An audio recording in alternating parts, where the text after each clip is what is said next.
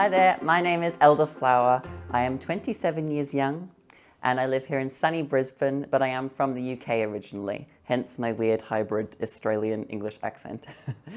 I'm known here in Brisbane as the pin-up princess, so I do a lot of vintage inspired drag, lots of cutesy kind of looks, but don't be fooled because she will serve you ferocity on stage. When you see her at the bar or walking around the club, she'll look like very put together, very like elegant, but as soon as those stage lights come on, she is unstoppable. I think most photos of me in drag, you just see this like ferocious, like angry face because I'm like so in that moment. So yeah, I love to lip sync the hell out of a song. Love to like move my whole body. I often get told by people that, oh, you just don't stay still, do you? Very high energy, but yeah, I just love to, whether I'm performing to 50 people, 2 people, or 500, I like to always serve it 100%. I think this is the catalyst for me becoming drag queen, but in terms of like me being a drag character and a drag entity, I think Elderflower's always been there. Like my mum, when I was a toddler, could tell that there was something going on there, like very feminine, even as a little boy. But yeah, the catalyst for actually, I think, stepping into drag and discovering that world was when I was about 21, I want to say. Actually, maybe even younger. I think it was about 19, 20. I was invited to hasn't aged very well, I was invited to a cross-dressing party. I think now we appreciate gender as not being that binary, but yeah, back then it was a cross-dressing party, so the boys dressed up as girls and the girls dressed up as boys. And me like recently moving out of home and having a bit more of a platform to express my femininity, I was like, I'm going to go all out for this. So I bought myself what I thought at the time was like a really expensive wig. It was $80. Recently I've spent 800 on a wig, so yeah, not that expensive. But at the time I was like, wow, I'm gonna go all out, get this expensive $80 wig. I'm gonna learn how to do some makeup. I'd never touched makeup before. I'd seen my mum painting her face, but yeah, never ever touched it myself. And I was gonna go and get a dress from an op shop, get some stripper heels, and I'd be good to go. So I did all of those things, thought I looked like top shit. I literally can't even look at the photos anymore. But at the time, I was absolutely like feeling the fantasy.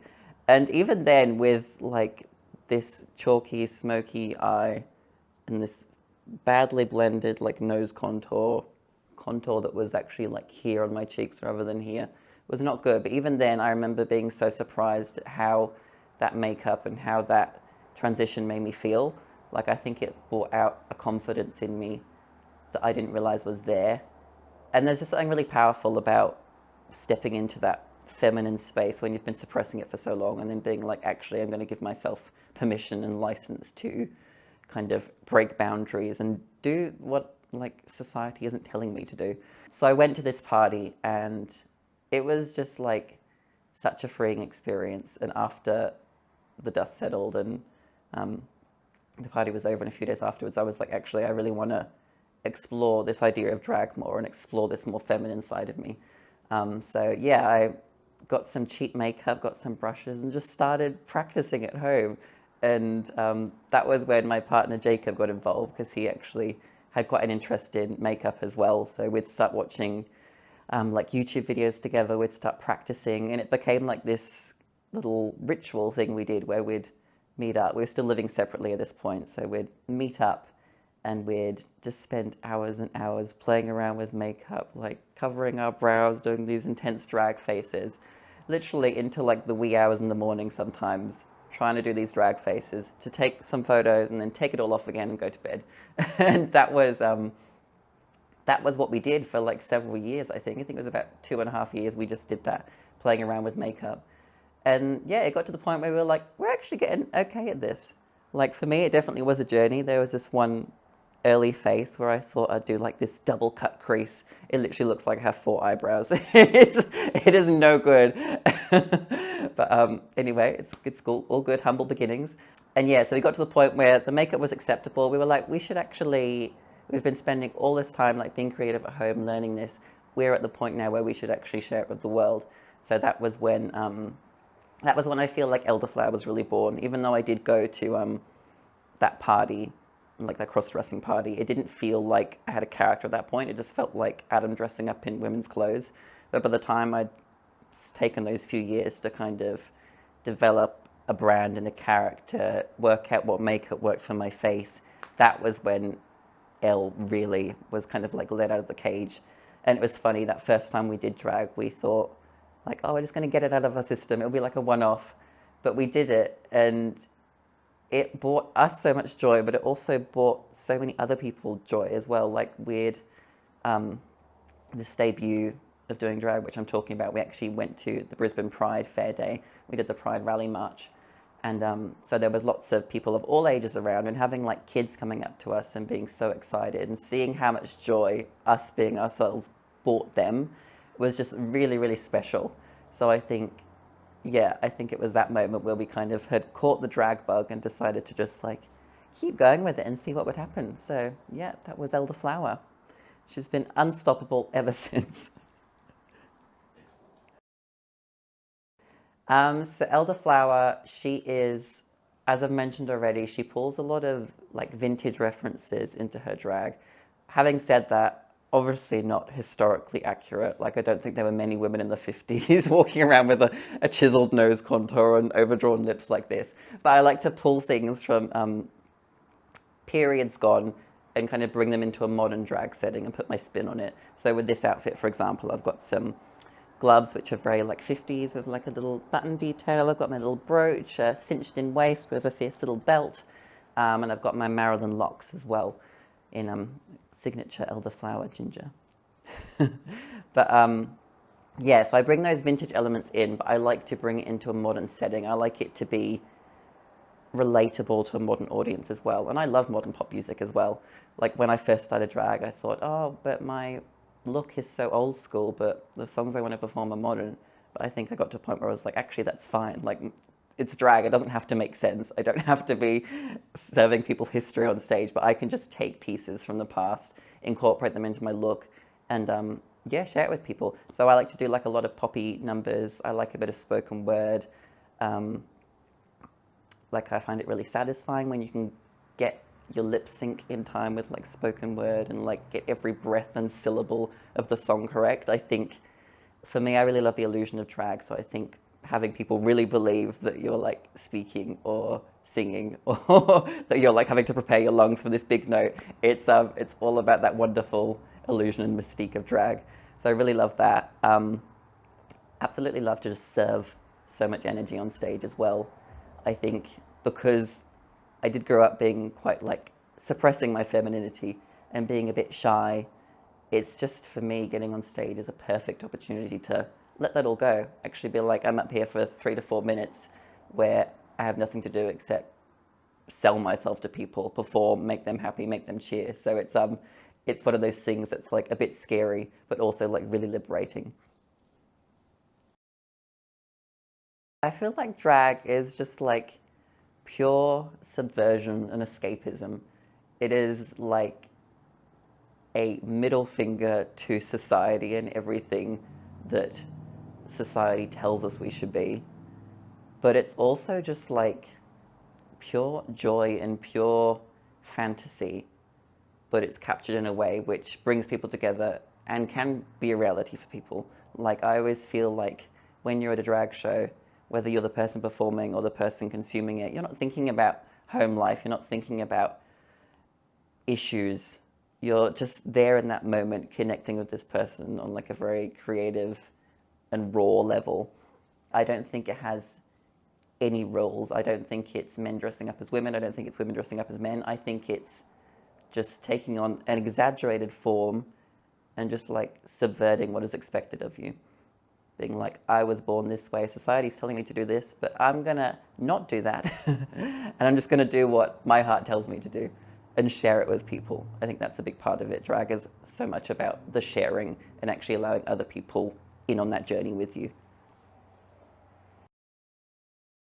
Drag is one of those things that is becoming a lot more mainstream now. I remember the first time I did a show, it was out in the Gap at the high school there, and it was the first time I'd done a show outside of like a queer setting. And I remember being amazed to see like these people my parents' age like living for the drag and celebrating it and cheering for it. I was really surprised because I think up until that point, I had thought drag was exclusively this underground thing that only queer people like got and thought was like a thing. Like I thought it was still disregarded by most of society, which I think is just an example of my upbringing, where I've come from, and yeah, I think my background.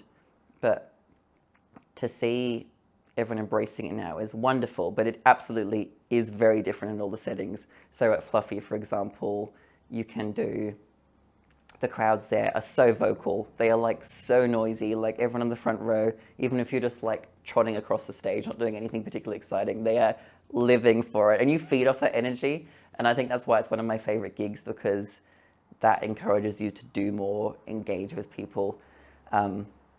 Yeah, so you've got the very vocal, fluffy crowds, but then you could be doing like a private hens party the next day where it might be mostly heterosexual audiences or people who aren't too familiar with drag, and they might be loving it. They might be like, wow, this is really cool, but they may be dead silent throughout you doing the number. And I think that's when you've kind of got to measure your expectations and you've got to have a lot of, I think Lulu mentioned it before as well, with drag, you've got to have a really thick skin, and you've got to know that the audience response isn't always a reflection of how I'm doing, and that every single audience is different, and that you have to be cognizant of that as a performer as well. If I'm going to do like a bad bitch dominatrix number at Fluffy, that probably isn't going to go down as well at a hens party or like a drag brunch. So for my drag brunch crowd, I'm probably going to pick like the old school favorites, like your Whitney Houston bangers, Celine Dion. I love that as well, but there definitely are other facets to my drag, but it's learning when to pull those out and knowing what audience to cater to. So yeah, I have a notes, I have like this giant note on my phone of like all the different numbers I do. So normally when I've got a gig, I'll try and assess who the audience is, how many people are there, what the vibe is, and then pick whether my show is going to be that kind of like gay comedy or like universally loved, or where it's going to fit into. So there is a bit of a thought process there. Social media has changed drag so much. Part of me is grateful for how drag is now because it's so accepted. Like I can walk down the street in the valley, and even though I try not to be alone, I still can feel safe for the most part, which if we're talking like 20, 30 years ago, that was not a reality. So I'm grateful for that element of it. But having said that, something that I would like to change is it's made it very strangely competitive, because we have it's become a bit of a numbers game. I think it allows people to compare themselves to others, being like, oh, well, I thought my outfit was better than hers and she got 3 times as many likes. Like, that psychology is a bit dangerous. And it's something I have to remind myself all the time with. Like, I'll spend hours working on like a new photo shoot concept, putting a look together, and then the post might not perform as well as I think it should because of past experiences or what other people have done. And I'm down on myself for that. So it's really something you've got to be careful. Sometimes you've got to take social media breaks. You've got to take a good cleanse. But having said that, it's a very powerful tool. And if you want to be successful as a drag queen now, you have to keep up with it. Like so much of our audiences and our bookings, like I'd say 95% of my private bookings, which are like your hens parties, your birthday parties, anything where people are reaching out to me as an individual, 95% of those things come through social media, like direct messages. So it is important to keep up to date with it, but I think it's also good to remain grounded with it and realistic and not know. Remind yourself that the amount of likes you get or the amount of engagement you get isn't always a reflection of you as an artist or you as a performer. What excites me about doing drag? I think drag it has no limits. Like I could decide one day I want to be like a 1950s housewife and I'm going to do this act where I've like burnt a load of cookies and then I take all my clothes off. And then the next day I can be cosplaying Lara Croft and have like hot pants on and a tank top and pretend I'm slaying the world, fighting evil and being a bad bitch. Like there is no bounds to it, and that's what I love about it. Drag can be a very self-serving thing. Like you can do those things just because you want to like creatively express yourself. But the great thing about it is you're sharing with people on like a public platform. So you let people in on the joke with you. You let people in on the silly journey. And it's all a bit tongue in cheek, and it's all silly. I say that whenever I do drag brunch and I'm like walking around the tables at the start of the gig, I say to people, the world's a very serious place, but today it's all about embracing silliness. It's all about just being cheerful, being loud, laughing with your friends, not worrying about the things happening in the world which want to bring us down, and just letting go and being yourself. I think drag absolutely is for everyone. Well, can be for everyone. Not everyone wants to consume it, and that's totally fine. For example, I'm not too keen myself on going and watching a football game, so I understand drag doesn't have to be consumed by everyone. But having said that, I think everyone can learn a bit from drag. As I mentioned before, drag is pure escapism. And so we all live in this world where a lot of serious things happen each day. We're constantly being fed negative things in the media. And I think drag is just an excuse to be silly for a bit. Kind of, it's a bit tongue in cheek, it's a bit silly, it's fun. There's no gay agenda. We're not here to do any harm. We're literally here to express ourselves, let people in on that journey with us, and have fun. And I think, I mean, that's what we all want, really, isn't it? To be happy and to enjoy ourselves. We're all working hard so we can have more time to do fun things. So, drag is that. When I started drag, I had a bit of a crisis where I was like, well, I love I love fashion and I love hair and I love makeup and I love expressing myself, but I don't think I'm never the loudest person in the room. I'm never like I don't have like a huge personality. Like I'm not always the clown making people laugh. Like I am a bit timid. I'm a bit socially awkward sometimes. So I was having this crisis where I was like, oh my gosh, maybe I can't do this because I'm not XYZ. But I think I got to a point, as I learned more about drag as well, I realized you don't have to be those things. That's one type of drag queen, and that's not the type of drag I want to do anyway. So there's no point trying to aspire to be that. I realized that I could be in my own lane, doing my own thing. Someone who really inspired me in that sense is a queen from RuPaul's Drag Race, the US season, Ms. Cracker. She's been very open about her struggles with kind of anxiety and depression and how sometimes the world can feel like a very daunting place. I don't know, I think seeing her do so well in those seasons and be able to overcome that internal battle and still be a fabulous drag queen and be one of the front runners from her seasons, and I think she was runner up in All Stars as well. To see her do that was really encouraging for me because I was like, wait a minute, I see a lot of myself in her. I feel like we share a lot of insecurities. So that was really wonderful seeing someone do that and manage to be a successful drag queen as well. Even now, every single number I get nervous before. I think A, because I care about it, but B, because part of me still feels like I am that kind of like timid, shy little boy who didn't talk to anyone in school and that was scared to be himself because he thought people would judge him. So that little boy is still in there a bit, and that comes out sometimes, especially on those days where I'm not feeling mentally great. But I've got a gig booked in, so I know I have to commit to that.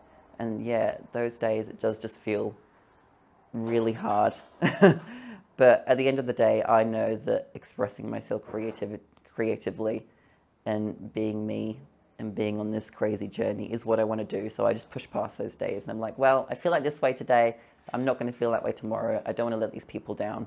I'm just going to keep being me, share the joy. And that phrase, fake it till you make it, is actually so valid. I'm learning that more as I get older. I could be having such an incredibly anxious day and want the ground beneath me to just eat me up so I can just be by myself and be away from the world. But once you put everything on, you pretend you're confident, you pretend you're this glamorous 1950s woman, and it gets to a point where you're at the end of the gig and everyone's really happy and you're like, okay, I did just sell that. It's been an interesting journey for me because when I originally started going out in drag, not even working, but just like going out and like presenting more typically feminine, it was like incredibly liberating for me. It was this part of me that had been suppressed for so long. Like I mean, remember when I was little, like stealing one of my mum's petticoats and running around the house, but like hoping my dad didn't see me. So things like that, like drag, just allowed me to fully let go of that shame and just be like, this is me, this is a part of me, and that's okay. And that was really liberating. As a person who hasn't typically always been the most confident, I did get to an interesting point where I'd find myself like, for example, on stage on a Sunday night at Fluffy, like having people cheer for me, feeling so confident, feeling this power that I have people like in the palm of my hands in like a good way. But then the next day at work, I'd be there, sitting there as Adam, and I might be too scared to stand up for a piece of work I'd done, or feel like my voice in the office wasn't valid. And it did start to create a bit of an interesting narrative for me where I was like, oh, am I more comfortable as Elle? Like, what does that mean for my gender? Like, am I actually okay being Adam and being in this body? It wasn't to the point where I wanted to physically do anything about it, but it did definitely make me question that. And being kind of in those half states as well. Like, I didn't like being in full makeup and wig, but then seeing my Adam body in the mirror. Like, whenever I'm putting my pads on, I found myself like not looking in the mirror at my male body until I had my like padding on, because it felt funny to me. And yeah, I think initially when I started to have those feelings, I thought like, oh, do I need to do something about this? Is this a problem? And I think for some people with drag, it is a bit of a gateway to understanding that maybe you weren't born into the right gender. And I think that's a wonderful thing about it as well. I know a few drag queens who have ended up transitioning. And yeah, I think that's one of the wonderful things about drag, is it can help people discover their trans journey as well. But I think for me, I had this crisis, but then I realized, wait a minute, I do actually really value my life as Adam, as a boy as well. And as much as I like buying vintage dresses, I do actually like love buying old vintage men's shirts as well. And that was a part of me that I felt like I didn't want to lose.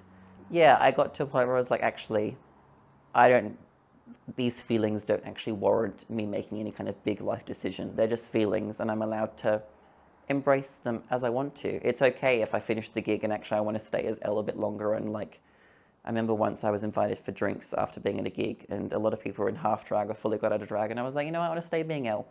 And that's one of the great things about drag, is that it doesn't have to be a part of a bigger picture. It can just be you expressing yourself that evening. I realized that there's no issue. I just love the dichotomy of it. I love that I can be Adam one day, Elle the next day. It doesn't matter if they're completely separate. So I think something that was initially an issue or felt like something that had to be dealt with, I've realized now that I can celebrate that, and that can be a positive thing.